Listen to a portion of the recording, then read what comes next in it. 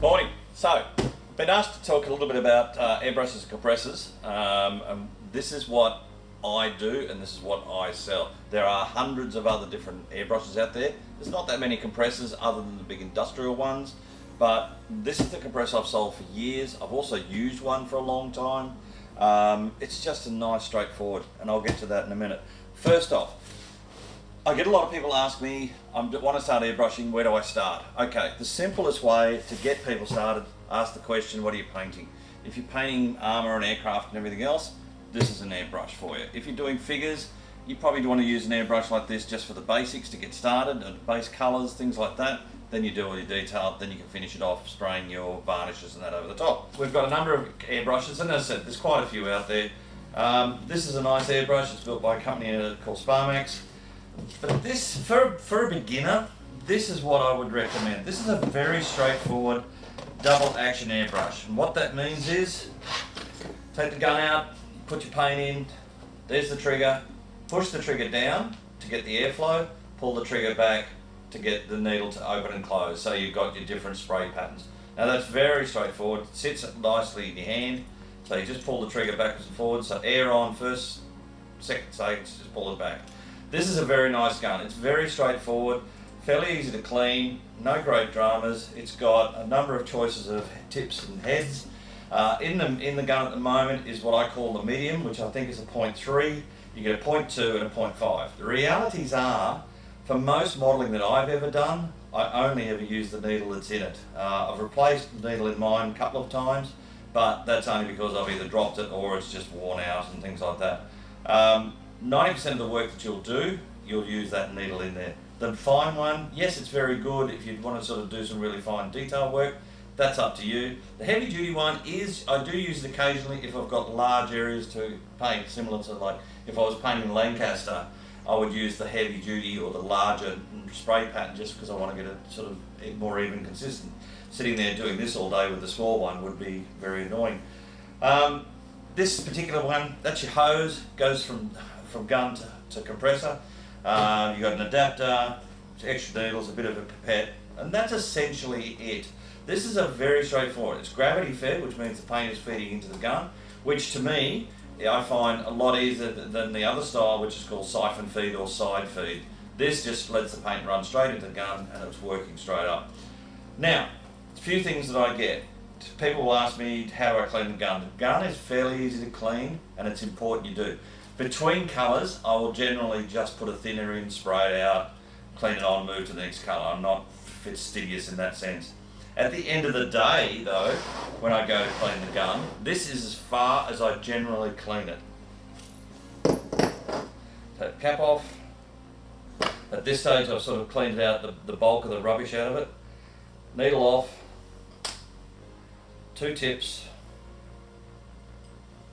Now, unless you've put paint all over the place, this really is as far as you need to go to clean your gun. You get some cotton buds, you get some air bud cleaners and things like that. You can even use, I have used pipe cleaners. You can buy them around the place. That's about as far as I go. Give it a good clean, give the needle a clean, all the rest of it. Now, if you find that it hasn't cleaned up really well, there's a very fine brass tip there. If you need to take that out, be very, very careful. You can use the little tool there to break the seal and take it off. But when you go to put it back on, screw it on with your fingers only. It doesn't need that tool to screw it on, because I get people bringing guns back saying, oh, the gun's not working, the tip's broken, how do I fix it? Basically what they do is use the wrench and wrench it around. It's all finger tight. Just make sure that it's all tight. That's all. Putting it back on, little trick, push the needle up through the gun, put the tip on the end of the needle and pull the needle back through. And at the same time, just twirl the needle because it'll then seat properly into it. That's the other one that normally goes wrong. Cleaning wise, I get people all the time, they come in, the gun's not working, it's blocked or whatever. First thing I do is say to them, have you cleaned it? And they go, oh yeah, I've cleaned it. Well, then the first thing I do is take the needle out, and 9 times out of 10, the needle's dirty. And that tells me straight away that the gun's not clean. So they have to go off and clean it. If you want me to do it, it's going to cost you money and it's not worth it. So keep your gun clean. If you have spilt paint all over the gun, there is a little guide as to what's in there. you may have to strip down that, take the piece out of the bottom here, take the take the trigger out, things like that. If you have to go that far, you probably really want to look at getting another gun. Other than that, fairly simple to reassemble. Put all the tips back on because that protects the needle when it goes back in. And that's all, again, just finger tight. You don't have to wrench it around. Especially if you've got one of the really expensive guns, you don't want to be using various tools to try and wrench it. Now, a lot of people say, yes, there's this gun and that gun. That's all fine, but for the moment, you just want to practice with a gun to have a bit of fun with it. It'll do most of the jobs. I could almost write my name with mine if you thin it and do the paint and the pressures thin enough. So we put the covers back on, and essentially, there's your gun put back together. Now, you've got to power this thing. People will say, oh, I'll buy a can, a little air can, and you can do that, that's fine. But at $20, $30 a can, and you get one model maybe out of it, and then you've got to clean your gun and all the rest of it, it's a waste of time. You are better off saving the money up and getting a compressor. Now, this is the compressor we sell. The reason we sell it is because these guns go straight on it. This is a very light compressor, so it's quite portable. You don't have to worry about too much about lugging it around the place or whatever like that. Very straightforward. There is a version of this, of just this unit, and it does work and it works well. It comes with the water trap and all the rest of it.